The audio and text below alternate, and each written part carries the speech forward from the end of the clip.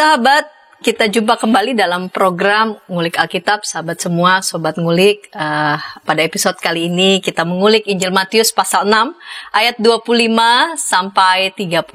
Injil Matius pasal 6 ayat 25 sampai 34 yang diberi judul Terbebas dari Belenggu Kekhawatiran. Terbebas dari belenggu kekhawatiran. Saya sebagai pemandu percakapan, Pendeta Rumenta Santiani Manurung, dan saya mengajak sahabat boleh berinteraksi di kolom komentar yang sudah tersedia. Sobat ngulik sekalian, program Ngulik Alkitab ini diselenggarakan sebagai media sarana bagi kita untuk mendalami Alkitab dan juga melihat relevansinya bagi kehidupan kita sehari-hari. Dan untuk mengulik Injil Matius pasal 6 ayat 25 sampai 34 yang diberi judul Terbebas dari Belenggu Kekhawatiran, kita ditolong oleh narasumber kita, Pendeta Yohanes Bambang Mulyono. Salam jumpa kembali Bapak Pendeta. Ya, jumpa kembali Bu Santi. Bapak Pendeta Yohanes Bambang Mulyono sebagai Pendeta Gereja Kristen Indonesia dengan tugas khusus sebagai Pendeta Kampus Universitas Kristen Maranatha Bandung. Mungkin di antara sahabat ada yang dari Universitas Kristen Maranatha, baik mahasiswa maupun kolega. Halo, di sini ya Bapak Pendeta yang menolong kita untuk mengulik. Baik Bapak Pendeta, kita masuk saja. Kita akan memulai episode kali ini dalam doa. Silakan Bapak Pendeta boleh memimpin kita dalam doa. Baik, mari kita bersama datang kepada Tuhan. Bapa Surgawi, kami datang kepadamu dengan menyadari kerapuhan dan keterbatasan serta kelemahan insani kami. Dan salah satu bentuk yang kami rasakan dan kami alami adalah kami mudah sekali dicengkram oleh kekhawatiran, oleh kecemasan, sehingga kami mengalami kegelisahan. Dan itu membuat kami kehilangan satu hal yang berharga, yaitu damai sejahtera. Bahkan lebih jauh lagi kami kehilangan sesuatu yang begitu berharga, yaitu bahwa kami sangat sulit mengalami hidup yang bermakna. Bapa, karena itu terangilah kami di dalam pergumulan-pergumulan hidup yang kami alami dalam berbagai bentuk. Satu karunia di mana dapat menyikapi, bisa melepaskan dari belenggu kekhawatiran. Karena itu Bapa, berikanlah kepada kami Roh Kudus-Mu dan damai sejahtera yang tidak dapat diberikan oleh dunia. Damai sejahtera yang melampaui segala akal dan pengertian kami. Karena itu Bapa, kami percaya bahwa melalui percakapan di dalam program Ngulik Alkitab yang diselenggarakan oleh Yayasan Komunikasi Bersama dapat menolong kami menjadi para pribadi yang sungguh-sungguh bermakna di dalam kehidupan kami, walau kami menghadapi tantangan, bahkan juga perubahan serta ketidakpastian. Berikan kepada kami anugerah-Mu ya Tuhan. Kami serahkan percakapan ini dalam kemurahan Tuhan. Kami berdoa dalam nama Tuhan Yesus Kristus. Amin. Amin. Baik sahabat, saya membaca Injil Matius pasal 6 ayat 25 sampai 34, dan silakan sahabat juga boleh membaca teks ini dari Alkitab yang sudah sahabat siapkan. Matius pasal 6 ayat 25 sampai 34. Karena itu aku berkata kepadamu, janganlah khawatir tentang hidupmu, mengenai apa yang hendak kamu makan atau minum, dan janganlah khawatir tentang tubuhmu, mengenai apa yang hendak kamu pakai. Bukankah hidup itu lebih daripada makanan, dan tubuh itu lebih daripada pakaian? Pandanglah burung-burung di udara yang tidak menabur, tidak menuai, dan tidak mengumpulkan dalam lumbung, namun Bapamu yang di surga memberi mereka makan. Bukankah kamu jauh lebih berharga daripada burung-burung itu? Siapakah di antara kamu yang karena kekhawatirannya dapat menambah sehasta saja pada jalan hidupnya? Mengapa kamu khawatir mengenai pakaian? Perhatikanlah bunga bakung di ladang. Bagaimana mereka tumbuh? Mereka tidak bekerja keras dan tidak memintal. Namun aku berkata kepadamu, Salomo dalam segala kemegahannya pun tidak berpakaian seindah salah satu dari bunga itu. Jadi, jika rumput di ladang yang hari ini ada dan besok dibuang ke dalam api, demikian didandani Allah, tidakkah ia akan terlebih lagi mendandani kamu, hai orang yang kurang percaya? Karena itu, janganlah khawatir dan berkata, apakah yang akan kami makan? Apakah yang akan kami minum? Apakah yang akan kami pakai? Semua itu dicari bangsa-bangsa yang tidak mengenal Allah. Padahal Bapamu yang di surga tahu bahwa kamu memerlukan semuanya itu. Tetapi carilah dahulu kerajaan Allah dan kebenarannya, dan semuanya itu akan ditambahkan kepadamu. Karena itu, janganlah khawatir tentang hari esok, karena hari esok mempunyai kekhawatirannya sendiri. Kesusahan sehari cukuplah untuk sehari. Iya, Bapak Pendeta, di segmen pertama, ya judul perikopnya pun juga kekhawatiran, ya. Kekhawatiran. Adakah pembeda begitu antara kekhawatiran dan ketakutan? Mengapa perikop kekhawatiran ini menjadi ditulis khusus begitu? Kenapa tidak tentang ketakutan begitu, tapi justru ini tentang kekhawatiran. Apa yang fundamen nih mengenai kekhawatiran, dan ini penting buat kita ini? Hampir mirip ya, seperti khawatir dan takut itu mirip ya. Tapi sebenarnya ada perbedaan yang esensial ya. Kalau kekhawatiran memang dalam bahasa Inggris pakai kata anxiety ya. Terus kalau ketakutan biasanya pakai kata afraid gitu ya. Dan kalau kita perhatikan kekasan dari dua-duanya ini sebenarnya adalah ketakutan itu lebih rasional dan juga lebih faktual ya. Kita takut kalau misalnya kita berada di satu tempat yang tinggi dan lalu ada angin yang berembus. Kita takut jangan-jangan nanti tubuh saya dia terlempar ya, karena itu kita langsung berpegangan gitu ya. Kita takut ketika kita naik kendaraan dan sopirnya yang mengemudikan, misalnya naik kendaraan umum ya, kecepatan tinggi, kita takut ya. Jadi karena rasional, ini kalau diteruskan kecepatannya kok sudah di atas 120 gini ya. Dan kok mulai jalannya kadang sedikit oleng begini ya. Kita mulai bereaksi, memberitahu, tolong dikurangi, saya takut, saya tidak nyaman dengan cara mengemudi Bapak misalnya. Tetapi berbeda dengan kecemasan ya, anxiety. Saya bisa cemas ketika berada di tempat yang paling nyaman, ketika saya tiduran di pantai. Ya. Atau ketika kita sedang tiduran di tempat tidur yang sangat nyaman, saya tidak bisa tidur sepanjang malam ya.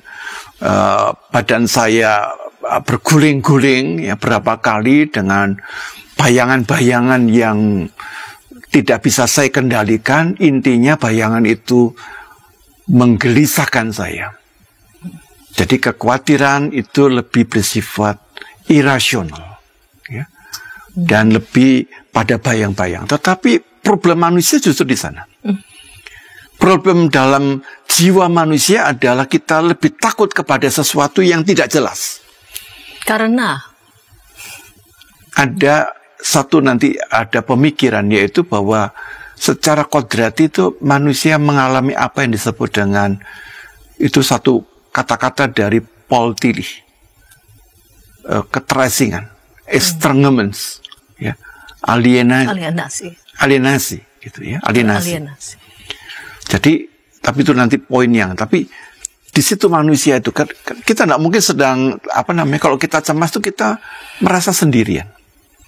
Tidak ada orang yang bisa ngerti, walaupun kita punya pasangan, tapi saya tidak bisa men-share-kan itu. Saya tidak bisa membicarakan hal itu dengan pasangan. Dan kalau toh dibicarakan, pasangan juga belum tentu bisa mengerti dengan apa yang sebenarnya menjadi sumber kegelisahan saya itu. Ya.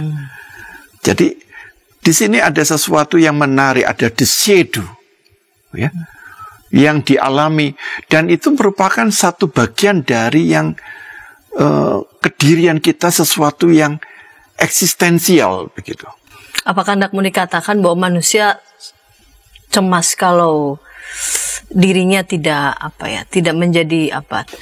Apakah ini gejala psikologis saja, atau kalau eksistensial kan jauh lebih fundamental ya. Bisa eksistensial, bisa juga psikologis ya, atau dua-duanya nyampur. Gitu. Nyampur, saya tidak tahu ini psikologi atau eksistensial lagi.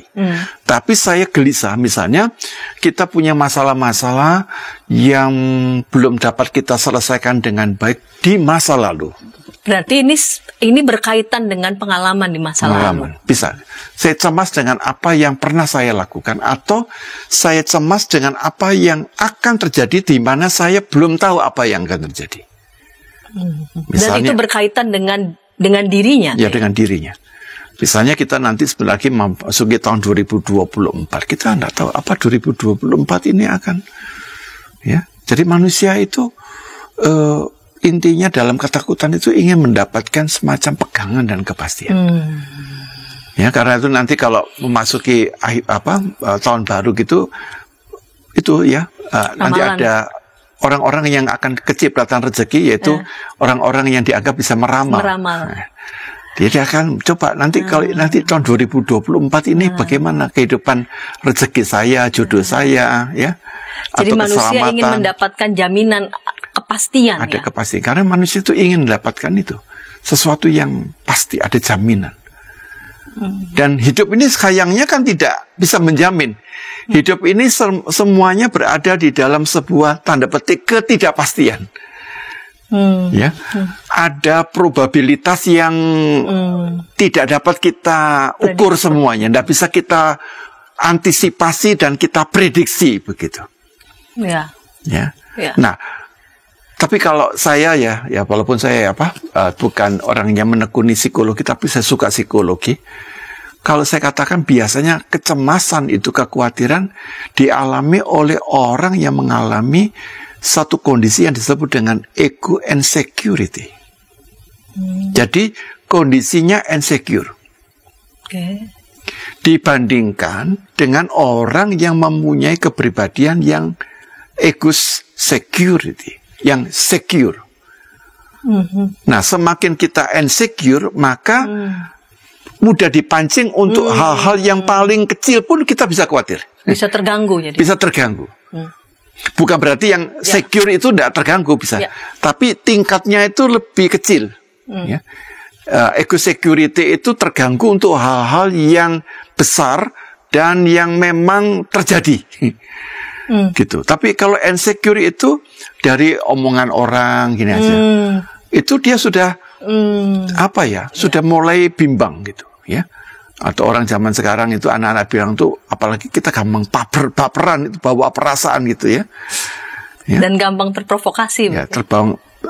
Ya, mudah digerakkan, diprovokasi gitu ya. Dalam arti negatif ya. Mati begitu. Seperti itu kira-kira Bu Santi. Ya, jadi kekhawatiran itu berkaitan dengan kecemasan tadi ya. Ya, memang kekhawatiran dan kecemasan hampir bersama ya. Dan orang yang khawatir itu seringkali tidak jelas begitu. Sebetulnya apa sumbernya itu. Ya, sumbernya. Berarti sesuatu yang pokoknya menggelisahkan ya. Bahkan ketika dalam situasi tidur yang nyaman pun juga tetap tidak bisa tidur begitu ya. Berarti padahal dalam kondisi sudah nyaman beserta dengan katakanlah pengamanan yang ekstra, tapi tetap begitu ya. Dan itu bisa saja berkaitan dengan pengalaman masa lalunya yang terus mengganggu ya. Menggganggunya di masa kini termasuk juga di masa depan. Tadi Pak Pendeta, menarik Pak Pendeta tadi menyebut ya nama Paul Tillich begitu kan banyak pendapat memberikan semacam ulasan tentang kecemasan yang dialami oleh manusia lebih pada karena manusia itu kan makhluk yang eksistensial. Ayam kan tidak mungkin bertanya tentang dirinya ya Pak ya. Siapakah aku tiap kali aku harus berkokok, kan nggak mungkin ya. Hanya manusia yang bertanya, yang selalu cemas akan dirinya. Bolehkah Bapak Pendeta sedikit mengeksplor apa yang disampaikan oleh Paul Tillich berkaitan dengan kecemasan atau kekhawatiran itu, ya. Itu ada satu buku yang ditulis oleh Paul Tillich yang sangat terkenal, The Courage to Be. Ya, The Courage to Be kalau diterjemahkan ke Indonesia artinya keberanian berada. Nah, menurut Paul Tillich, manusia itu dalam kodratnya yang lemah dan berdosa itu seringkali tidak sanggup menghadapi apa yang disebut dengan non-being, ketiadaan. Sehingga di dalam bukunya The Courage to Be itu dibagi menjadi dua, non-being atau ketiadaan, yaitu ketiadaan yang absolut dan ketiadaan yang relatif. Jadi manusia itu takut dengan kematian, itu yang absolut, tapi juga manusia ini takut dengan yang dialami ya. Dalam arti satu ketiadaan yang relatif ya, yaitu keadaan relatif itu seseorang yang dikuasai oleh perasaan kecil hati atau tanda petik bisa putus asa ketika dia menghadapi tekanan masalah, atau mungkin dia ngalami ya, sebagai pribadi dia ngalami kehilangan sesuatu yang berharga ya. Pekerjaan, kesehatan, ya, atau kehilangan orang-orang yang ia kasihi, gitu. Jadi manusia seringkali disengkram oleh non-being ini, ketiadaan yang absolut dan yang relatif itu. Ya. Jadi ini bukan ceritanya Paul Tillich, tapi kalau saya bikin ilustrasi itu pernah ada seorang raja yang pada malam itu dia mendapat mimpi, ya, mimpinya mengatakan begini, hati-hati. Besok pagi ada orang yang membunuh kamu, ya. Jadi mimpi itu ngomongnya begini. Lalu dia tidak bisa tidur. Lalu dalam kegelisahan dan kekhawatirannya, maka dia memerintahkan, tolong segera besok amankan kerajaan ini dengan pengawasan dan penjagaan yang super ketat, gitu. Jangan sampai ada orang yang masuk ke dalam ruangan ini karena tampaknya ada musuh yang menyelinap. Ya, lalu dia mondar-mandir gelisahan, ini sudah amankan gitu kan kerajaannya, dan kamarnya ini sudah dijaga. Kalau tadi biasanya hanya 10-15, sekarang dinaikkan menjadi 150, kalau 200 pengawal. Tapi siang hari itu dia mulai berpikir, waduh, kemungkinan saya masih bisa terbunuh. Lalu dia memberikan instruksi, siapa saja yang masuk ke dalam ini, tidak usah tanya, kamu bunuh aja langsung. Tidak usah tanya, langsung kamu bunuh aja, gitu. Lalu pukul 3 sore dia makin gelisah, ya. Kalau mereka pasti tahu kalau saya ini raja, bagaimana kalau saya sekarang pakai pakaian yang tidak kelihatan raja? Maka dia pakai pakaian yang sederhana ini. Dia tidak. Nah, prajuritnya kan dipesan nih, siapa saja yang bukan raja masuk nih harus kamu bunuh. Nah, melihat ada orang yang pakai pakaian yang asing dan tidak dikenal, dibunuh aja. Ternyata rajanya itu sendiri dibunuh. Jadi artinya apa? Seringkali ketakutan yang menghantui kita, di mana kita terbelenggu, itu seringkali menjadi kenyataan. Gitu. Itu yang kadang-kadang menggabung antara ketiadaan yang absolut dengan ketiadaan yang relatif ini, ya. Gabung sampai akhirnya menjadi realita, gitu. Nah, kira-kira seperti itu garis besar pemikiran dari Paul Tillich, ya, dalam bukunya The Courage to Be. Baik, Pak Pendeta, kita akan lanjut di segmen yang kedua. Apakah kalau memang ini persoalan eksistensial manusia begitu ya, artinya kan hampir siapapun bisa kita mengalaminya begitu ya. Lalu apakah apa kata penulis Injil, apakah kita sama sekali tidak perlu untuk dilanda kecemasan, kekhawatiran begitu ya? atau memang ada hal-hal yang memang kita perlu harus sadari sejauh mana kecemasan dan kekhawatiran itu kait-mengait dalam hidup kita sehubungan dengan judul terbebas dari belenggu kekhawatiran. Kita ulas segmen kedua, namun sebelumnya kita dengarkan pesan-pesan berikut ini.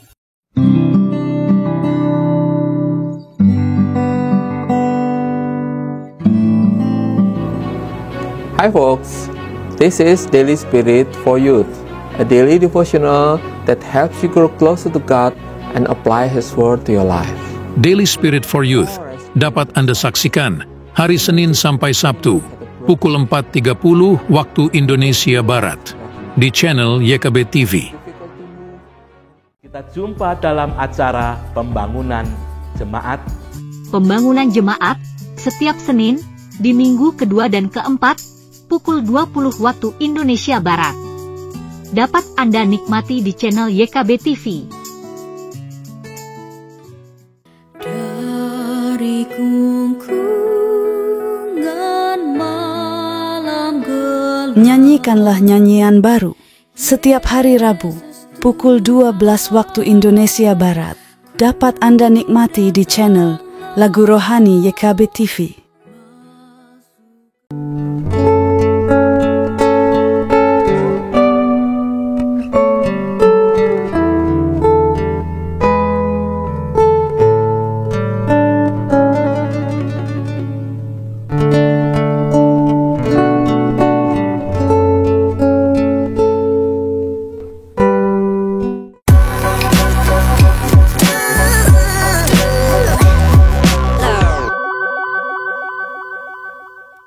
Sahabat, senang masih bersama dengan kami dalam program Ngulik Alkitab. Pada episode kali ini kita mengulik Injil Matius pasal 6 ayat 25 sampai 34, diberi judul Terbebas dari Belenggu Kekhawatiran. Kita memasuki segmen kedua. Saya mengajak sahabat boleh berinteraksi di kolom komentar yang sudah tersedia bersama dengan narasumber Bapak Pendeta Yohanes Bambang Mulyono. Pak Pendeta, tadi di segmen yang pertama Pak Pendeta sudah menjelaskan ya, beda loh. Ya, kekhawatiran dengan ketakutan tuh beda. Ketakutan tuh jelas objeknya ya. Takut nyebrang misalkan karena memang kendaraan sedang lalu lalang sangat padat. Tapi kalau kekhawatiran tuh lebih nggak jelas begitu. Tapi justru disitulah problem manusia dan itu begitu eksistensial. Tapi dikatakan di ayat 25, janganlah khawatir tentang hidupmu mengenai apa yang hendak kau makan atau minum. Jangan khawatir tentang tubuhmu mengenai apa yang hendak kau pakai. Bukankah ini memang pertanyaan yang sifatnya memang kan sehari-hari, Pak Pendeta. Kita mencari itu, apa yang kita makan, apa yang akan kita pakai begitu dan sebagainya. Walaupun tadi Pak Pendeta sudah mengatakan ada juga yang cemas sudah semuanya lengkap, bisa saja masih tetap cemas begitu, tetap cemas. Jadi apa yang dimaksud dengan penulis Injil tentang janganlah kamu khawatir itu? Kalau memang ternyata kekhawatiran itu problem manusia dan itu begitu sangat eksistensial, apalagi pertanyaan-pertanyaan mungkin yang sifatnya juga fundamen. Ya, jadi kekhawatiran, kecemasan itu merupakan bagian yang integral dengan eksistensi kita. Selama kita menjadi manusia sampai pada tingkat rohani yang paling tinggi sekalipun, tetap ada kekhawatiran dan kecemasan. Jadi itu sesuatu yang manusiawi. Kalau kita tidak khawatir, mungkin jangan-jangan kita sudah manusiawi lagi. Gitu kan. Tetapi dalam konteks ini, kekhawatiran yang berlebihan, yang ekstrim, ya, sehingga di dalam psikologi itu dikenal dengan anxiety disorder, ya. Jadi ada satu gangguan kecemasan, ya. Nah, gangguan kecemasan ini seluruh objek itu semuanya oke, tapi dia tidak oke. Jadi dikatakan tadi, ya, dia bisa sangat terganggu justru di tengah-tengah seluruh kemewahan dan seluruh keamanan yang paling prima sekalipun, dia tetap khawatir. Nah, Jadi yang mau dikatakan bukan menghapus kekhawatiran, ya, karena ada kekhawatiran yang sehat, gitu. Jadi kalau kita tidak khawatir, ya, jadi maka tidak memacu diri kita untuk melakukan sesuatu, ya. Jadi kekhawatiran dalam pengertian tertentu dibutuhkan supaya kita lebih antisipatif dan juga dengan itu kita juga lebih kreatif menemukan sesuatu agar bisa memberikan satu perlindungan yang lebih baik, begitu, ya. Misalnya orang khawatir naik mobil dulu berapa kali sebelum ada seatbelt, waktu tabrakan dia bisa keluar dari kaca itu, ya, karena tanpa pengaman. Nah, sekarang diberi pelindung, gitu. Tetap bisa luka tapi lebih berkurang, ya.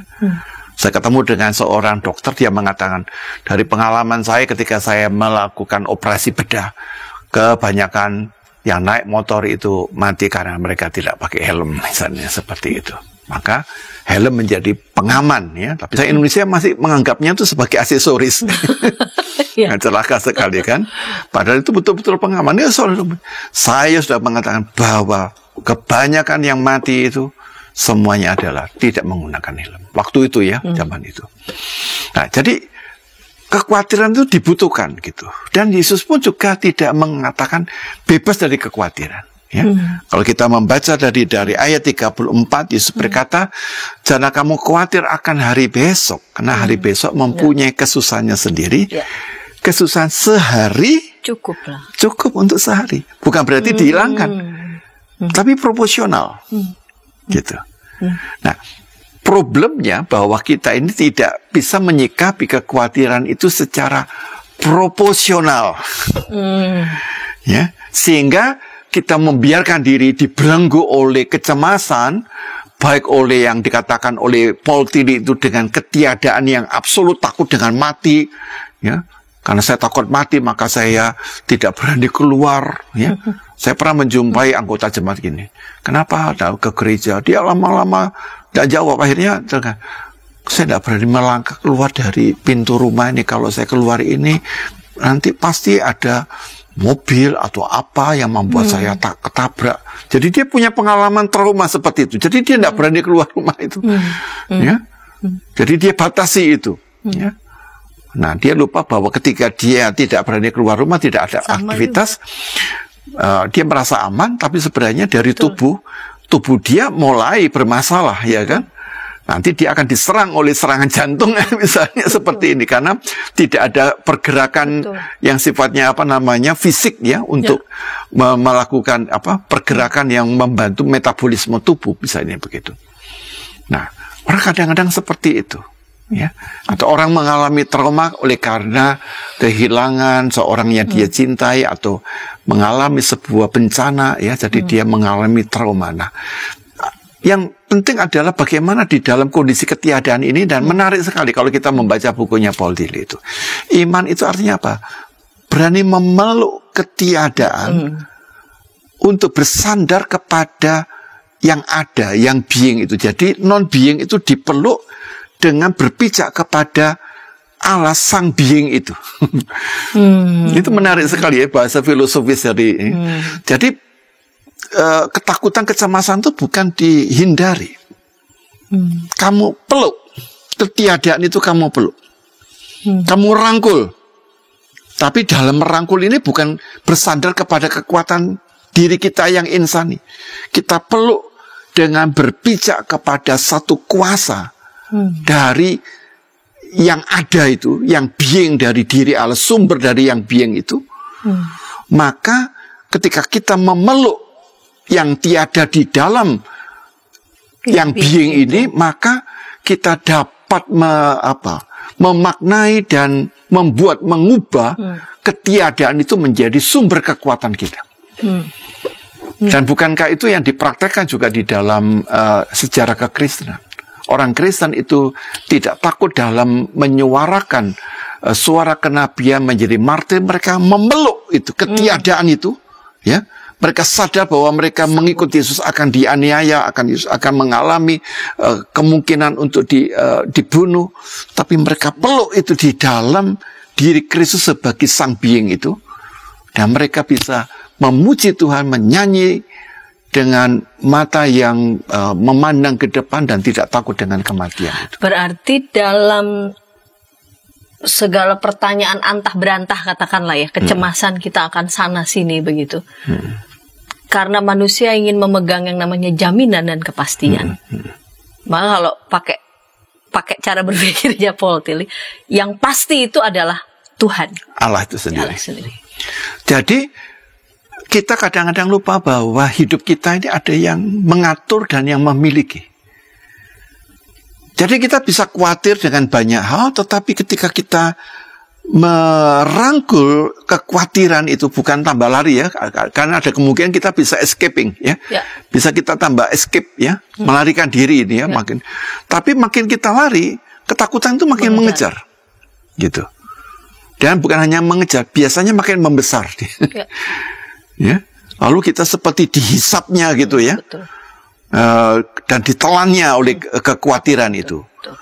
Tapi ketika kita dengan sengaja memeluknya di dalam iman, karena kita bersandar kepada Allah, sumber dari yang ada itu, maka realitas ketiadaan yang absolut dan yang relatif itu diubahkan, ditransformasikan menjadi sumber kekuatan. Lalu dari sana kita mendapatkan apa? Kita mendapat pengalaman hikmat, kita mendapatkan pengalaman inspiratif, kita akan mengalami apa itu disebut dengan pencerahan. Ya, lalu kita mengalami juga wawasan kita seperti dibukakan gitu. Nah, jadi tergantung cara kita menyikapinya bagaimana. Apakah dengan iman ataukah dengan bersandar kepada kedirian insani kita gitu. Nah, Pak Pendeta, bolehkah memberikan pencerahan buat kita ya? Ketika ada orang yang dilanda kecemasan lalu kemudian membiarkan kecemasan itu membelenggunya, penyebabnya sebetulnya apa begitu? Apa yang menjadi penyebab? Apa yang menjadi penyebab? Padahal dia sudah rajin ke gereja, katakanlah begitu ya, sudah rajin ke gereja, beribadahnya juga sering begitu, dikenal aktif dan sebagainya. Secara ekonomi juga katakanlah cukup begitu ya.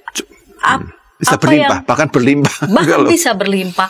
Apa yang membuat dia tetap merasa cemas atau terasing dari dirinya begitu? Dan kalau saya mengutip dari pemikiran Paul Tillich ya, dari bukunya The Courage to Be, oleh karena pengalaman akan ketiadaan yang dalam bentuk kekhawatiran tadi, baik yang absolut maupun yang relatif, adalah ketiadaan itu berkaitan dengan kejatuhan eksistensial manusia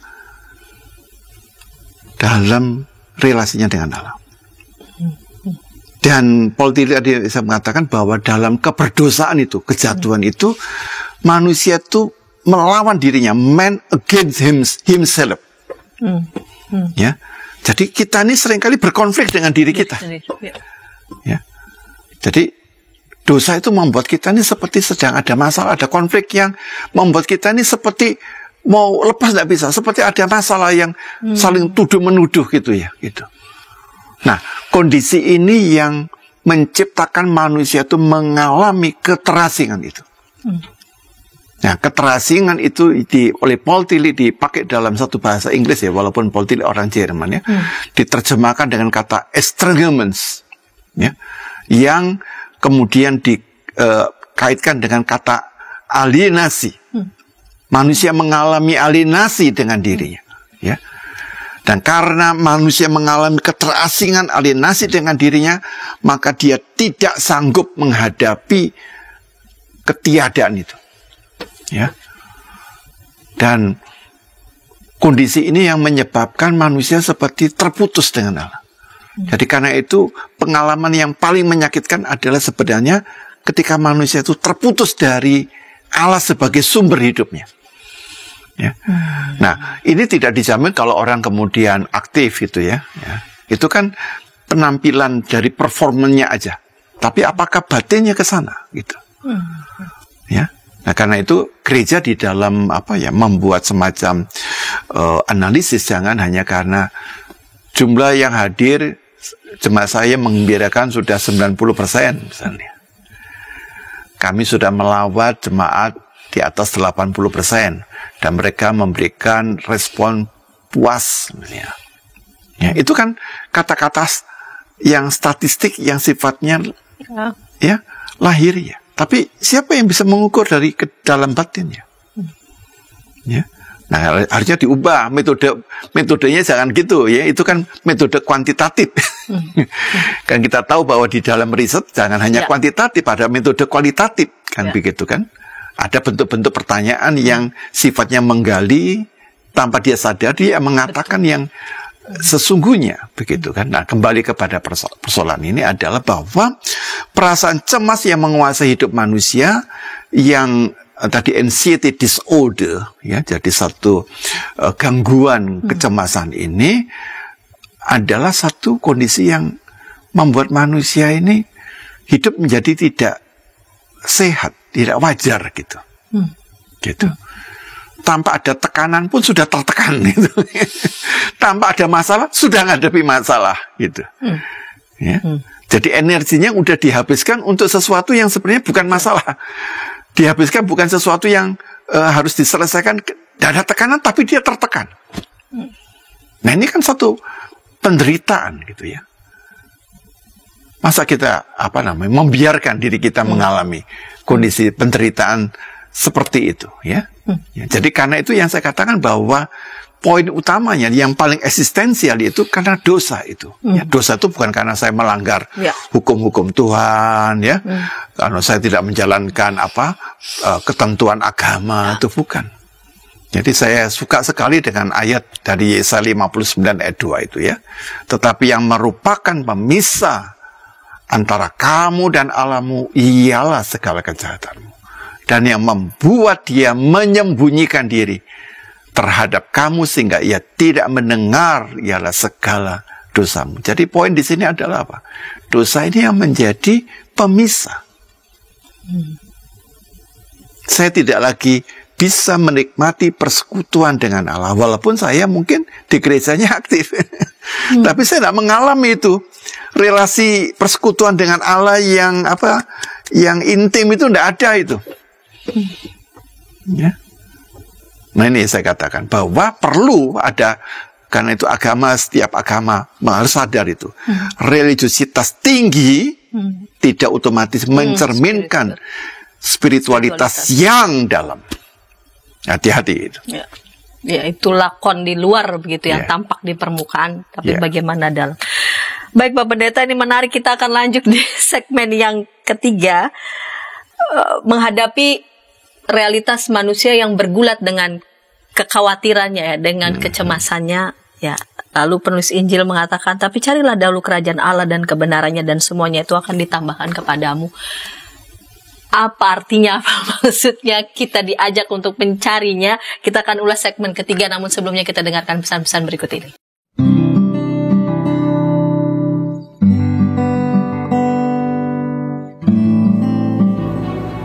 Hi folks, this is Daily Spirit for Youth, a daily devotional that helps you grow closer to God and apply His Word to your life. Daily Spirit for Youth dapat Anda saksikan hari Senin sampai Sabtu, pukul 4.30 waktu Indonesia Barat, di channel YKB TV. Kita jumpa dalam acara Pembangunan Jemaat. Pembangunan Jemaat, setiap Senin, di minggu kedua dan keempat, pukul 20 waktu Indonesia Barat. Dapat Anda nikmati di channel YKB TV. Dari gungkungan malam gelap, Nyanyikanlah nyanyian baru setiap hari Rabu pukul 12 waktu Indonesia Barat. Dapat Anda nikmati di channel Lagu Rohani YKB TV.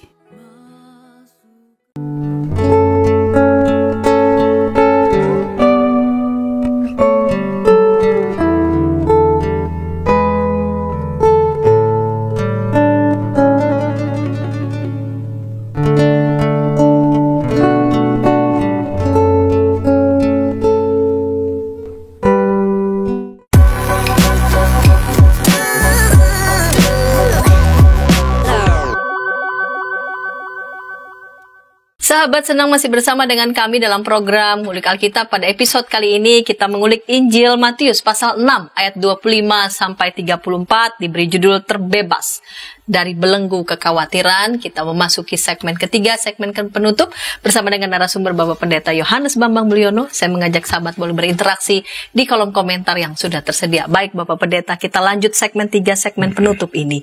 Di ayat 33 dituliskan di sana, tetapi carilah dahulu kerajaan Allah dan kebenarannya, dan semuanya itu akan ditambahkan kepadamu. Dalam kaitan dengan perikop kekhawatiran dan judul ngulik kali ini, terbebas dari belenggu kekhawatiran, apa artinya Pak Pendeta? Jadi kalau kita membaca ya dalam narasi tadi itu kan kita ketemu ada semacam struktur.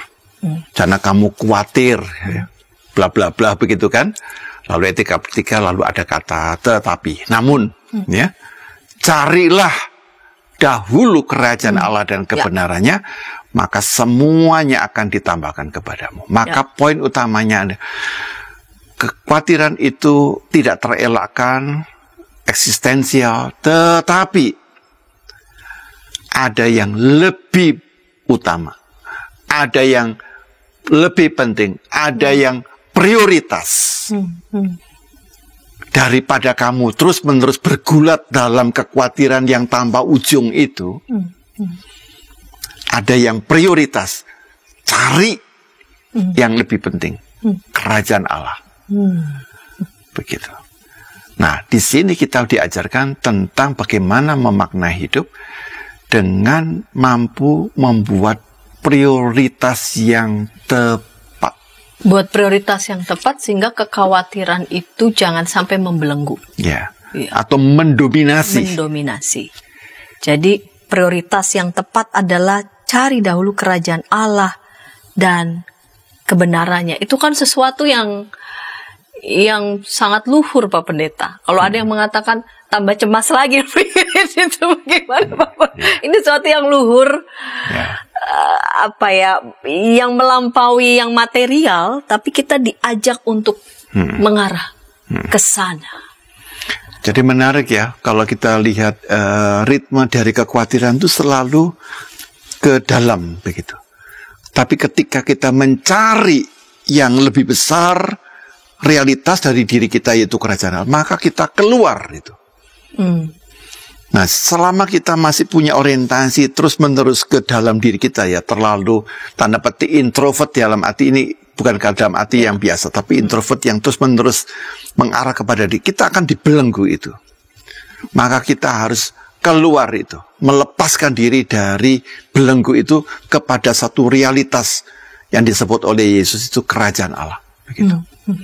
Dan ada kata kebenaran ya, walaupun nanti saya ingin mengkritisi juga dengan kata kebenaran yang dipakai oleh LAI dalam TB2. Saya lihat TB2 belum mengalami perubahan dengan kata kebenaran ini. Oke. Apa kaitannya kerajaan Allah dan kebenaran itu Pak Pendeta? Nah, itu ada pertama-tama kalau kita melihat ya cara Yesus berbicara kerajaan Allah itu siapa? Kalau kita perhatikan Yesus misalnya di dalam Lukas 11 ayat 20 ya, itu pasti ya. Jika aku mengusir setan dengan kuasa Allah, sesungguhnya kerajaan Allah sudah datang ya. Ya, saya ulangi. Lukas 11 ayat 20. Jika aku mengusir setan dengan kuasa Allah, sesungguhnya kerajaan Allah sudah datang. Jadi kerajaan Allah itu sudah datang jika, dan kata menentukan apa? Aku. Jadi Kristus itu sebagai penghadir kerajaan Allah. Oke. Nah, jadi cari dahulu kerajaan Allah. Kalau saya bahasakan, cari dulu Kristus di dalam itu ya, di dalam realitas itu. Lalu juga ada kata kebenaran ya. Nah, kata kebenaran yang dipakai dalam teks asli itu adalah di kayu sune ya. Di kayu sune. Nah, arti di kayu sune itu bukan hanya kebenaran. Di kayu sune saudara cari di dalam kamus itu selalu ada dua, kebenaran dan keadilan. Nah, LAI menghapus gitu ya, atau mungkin tidak menerjemahkan kebenaran dan keadilan. Bagaimana tahu benar? Harus adil. Kata adil itu mempertajam dengan kata kebenaran. Sehingga ketika kata adil itu tidak disuarakan, kebenaran itu menjadi terlalu luas, terlalu abstrak. Dan Yesus itu kalau berbicara mengenai kekhawatiran, itu konkret. Jangan kamu khawatir akan tubuhmu, akan pakaian, akan apa yang kamu makan. Konkret. Demikian pula ketika Yesus berbicara mengenai kebenaran, itu bukan kebenaran abstrak, kebenaran konkret, yaitu keadilan itu. Sehingga dipakai kata dikaiosune. Dan saya pernah mencoba melihat padanan kata dari dikaiosune itu di dalam bahasa Mandarin. Di dalam bahasa Mandarin yaitu kata u, ya, tulisannya yi, ya. Yi itu ternyata menarik. Dalam yi itu diterjemahkan kebenaran dan keadilan. Nah, ini saya pernah menulis dalam buku Yakub juga Kekristenan Ketionghoaan. Jadi tentang apa? Yi itu, ya. Dan menarik sekali, ya, dan keadilan di dalam yi itu menarik sekali. Ini padahal tidak ada kaitannya dengan Kristus, tapi menarik sekali. Karena yi atau u, ya, itu gambarnya tuh seperti ini, ya. Ada di sini ada ini. Itu mau mengatakan ada dua unsur. Ada anak domba, ini anak domba, ya. Ini anak domba dan aku. Jadi aku ini di atasnya aku ini adalah anak domba. Jadi saya akan berlaku adil kalau saya menempatkan diriku ini di atasnya ini anak domba. Padahal orang Cina kan tidak terlalu mengenal tentang binatang yang pernah marah. Yang lebih kenal adalah babi. Ya kan? Tapi dipakai adalah anak domba. Sehingga saya membaca dari satu tulisan yang ditulis oleh seorang orang dari China, itu namanya Larry Hovey. Ini orang Cina tapi yang sudah pakai nama Barat, ya. Dia menulis bahwa manusia diriku ini supaya benar dan adil harus menjunjung atau menempatkan anak domba di atas keberadaan diriku. Karena apa? Kondisi aku, kayaknya kata Larry Hovey itu, dalam kondisi yang tidak memadai, ya, tidak memadai, sehingga aku membutuhkan anak domba untuk memperoleh kebenaran itu. Dan ini menarik, bukankah Yesus juga disebut sebagai anak domba? Saya bisa berlaku adil, benar di hadapan Allah kalau saya menempatkan Kristus di atas diri saya. Nah, maka bentuknya apa? Bagaimana saya memperlakukan orang lain? Karena di dalam diri orang lain ada diri Kristus. Maka keadilan ini adalah cara saya merespon diri saya berlaku adil karena ada Kristus yang hadir di dalam realitas ini, dan saya menjadi benar ketika itu saya junjung di atas kedirian saya. Maka carilah dahulu kerajaan Allah dan kebenaran, itu menjadi satu berita yang sangat konkret sekali. Kerajaan Allah ini adalah Kristus, dan kebenaran di kayu sunai ini adalah berkaitan dengan respon atau sikap saya kepada orang-orang di sekitar saya, yang adalah juga merupakan manifestasi dari Kristus itu. Sehingga ketika saya memprioritaskan kepada Kristus dan sesama saya, maka saya anehnya, kecemasan dan kekhawatiran saya kok tiba-tiba hilang. Karena saya memikirkan sesuatu yang di luar diri saya. Kekhawatiran timbul ketika saya lepaskan Allah, saya lepaskan orang lain, lalu saya pasang diri saya, diriku ini, ya, kuat-kuat, lalu saya pikirkan mendalam. Mulai saya khawatir macam-macam hal. Walaupun saya berada di dalam kondisi yang paling nyaman sekalipun. Jadi kecenderungan orang manusia, ya, yang dibelenggu dalam kekhawatiran ketika dia membiarkan dirinya terus-menerus menjadi pusat. Menjadi pusat. Pusat apa? Hasratkah mau disebut? Ya. Pusat keinginankah, macam-macam gitu. Ya. Tapi ketika kita justru lepas dari aku, kedirian kita pada Kristus dan sesama, maka entah bagaimana kita pun juga jadi lepas juga kecemasan-kecemasan yang cenderung nggak perlu bahkan, ya. kecemasan yang melumpuhkan, kecemasan yang tanda petik kadang-kadang menghancurkan gitu kan. Dan ketika kita mulai memikirkan Allah yang konkret tadi, yaitu Kristus dan karyanya, lalu berkaitan dengan sesama, dan kita lalu lakukan itu, dan Tuhan Yesus mengatakan, maka semuanya akan ditambah. Apa yang kita khawatirkan itu menjadi sebuah kenyataan. Kita diberkati. Justru ketika kita memikirkan Kristus, katakanlah ya, dengan sesama, kita diajak untuk melihat yang konkret. Iya. Jadi kita diajak melihat konkret. Kan tadi saya katakan, daripada dibelenggu dengan kecemasan yang tidak ada dasarnya. Jelas itu. Jadi kecemasan itu, kekhawatiran itu memang pada sesuatu objek yang tidak jelas. Tapi ketika kita dihadapkan, ini ada pekerjaan Tuhan, ya, pelayanan saya kepada Kristus dan kalian pada Kristus ini berkaitan dengan sesama yang harus saya lakukan dengan di kayu suneh. Ada kebenaran, keadilan, selalu saya membela, saya tegakkan itu, ya. Dan energi saya dicurahkan di sana, ya, dikeluarkan di sana. Anehnya, kecemasan saya hilang. Dan ketika kecemasan itu menjelma menjadi satu bentuk karya itu, ternyata Tuhan melengkapi kita dengan berbagai berkat yang tidak pernah kita daya energi yang kita pikir tidak ada sebelum kita pikir berkurang karena terserap oleh kecemasan itu ya Pak ya. Jadi anehnya ketika kita itu berani keluar dari belenggu itu lalu kepada sesuatu yang lebih mulia, yaitu Allah, sesama di sekitar kita, rezeki atau berkat yang tidak pernah kita cari itu diberikan, ditambahkan, itu istilahnya. Ya, jadi kalau saya misalnya kadang-kadang dengan dosen itu ya, saya omong dengan para rekan itu, kalau kita memikirkan gimana ya gaji saya kalau tidak naik misalnya, anggap aja seperti itu, atau karyawan gajinya naik. Nah saya katakan, coba keluar dari kekhawatiran itu, bagaimana kalau mulai bulan depan mulai membuat satu karya atau tulisan jurnal atau apapun bentuknya. Kekhawatiran itu hilang, dan ketika jurnal itu diterima, kita mendapatkan sesuatu yang ditambahkan kepada kita daripada hanya khawatir gitu. Toh tidak menambahkan sasta pun. Kata Tuhan Yesus, tidak menambah satu hasta saja dalam hidupmu, kan begitu kan?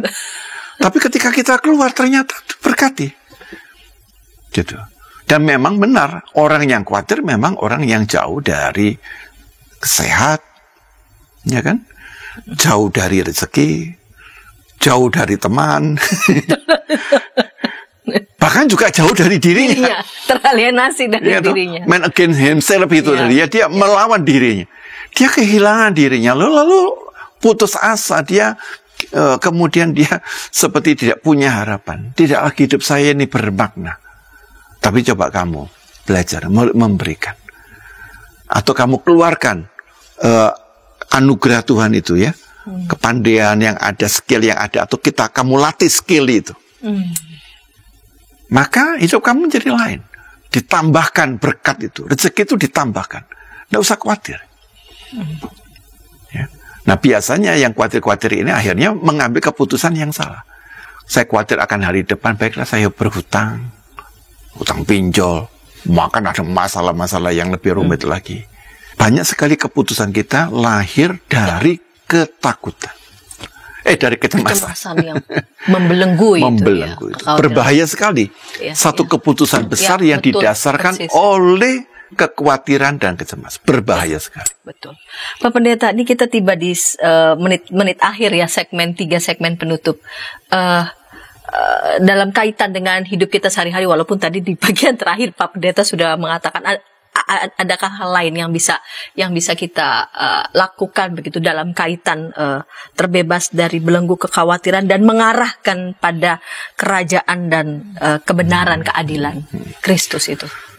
Jadi kita harus mengakui bahwa siapapun di antara kita tidak akan pernah lepas dari kekhawatiran. Dan jangan mencoba menghapus kekhawatiran, ya, karena kekhawatiran itu merupakan sesuatu yang sangat manusiawi, yang insani, gitu ya.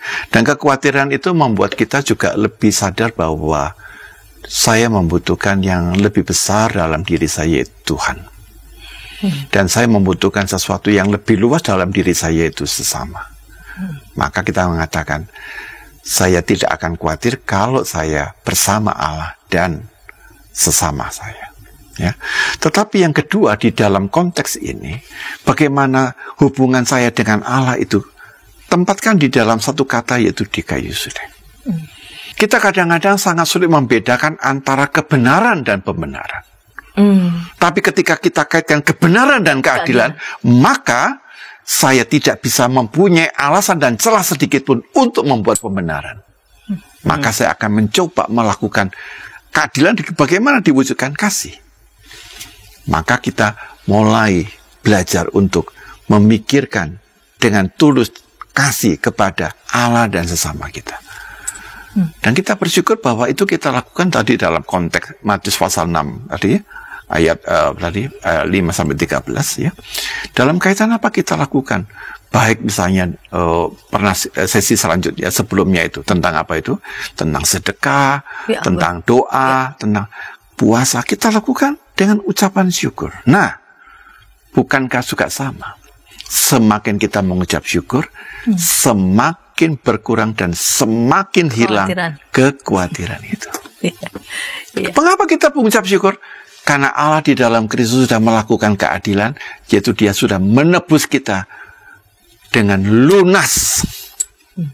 Lunas. Kita hanya dipanggil untuk merespon dengan ucapan syukur.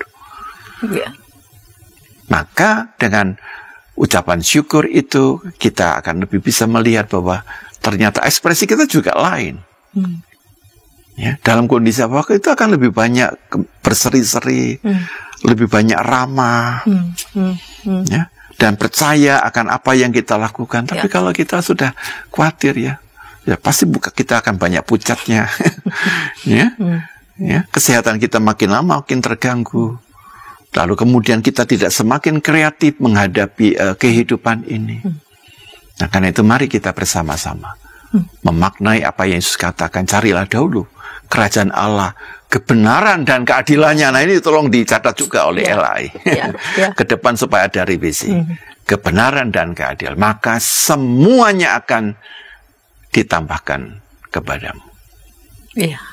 Baik sahabat, carilah dahulu kerajaan Allah dan kebenaran dan keadilannya, maka semuanya akan ditambahkan kepadamu.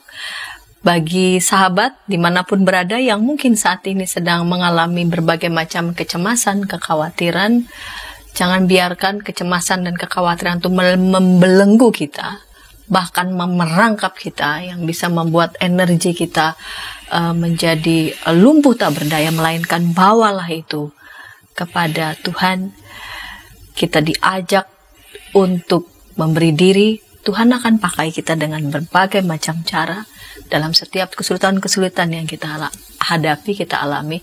Dan justru ada energi-energi besar ya, daya-daya besar yang Tuhan siapkan untuk kita melalui berbagai macam kesulitan-kesulitan. Terima kasih Bapak Pendeta sudah boleh menolong kita mengulik teks ini, dan sahabat-sahabat boleh membagikan tayangan ini ke sebanyak mungkin orang dan menekan tombol like serta subscribe sehingga boleh mendapatkan update dari tayangan YKB GKI TV. Kita menutup episode ini dalam doa. Mari silakan Bapak Pendeta boleh menutup dalam doa. Jadi kita diingatkan satu ayat, 1 Petrus 5 ayat 7, serahkanlah segala kekhawatiranmu kepadanya, sebab Ia yang memperdulikan kamu. Mari kita berdoa. Bapak Surgawi, mungkin di antara kami ada yang terjebak, terbelenggu oleh kekhawatiran. Tapi melalui firman Tuhan kami dipanggil untuk menyerahkan segala kekhawatiran kami. Oleh karena Allah di dalam Kristus adalah Allah yang peduli dengan setiap pergumulan kami, setiap tetesan air mata kami, setiap derita yang dialaminya, dan tidak ada di antara kami yang Engkau abaikan. Karena itu Bapa, pulihkanlah kami oleh kasih karunia-Mu, sehingga kami boleh senantiasa mengucap syukur di dalam segala situasi.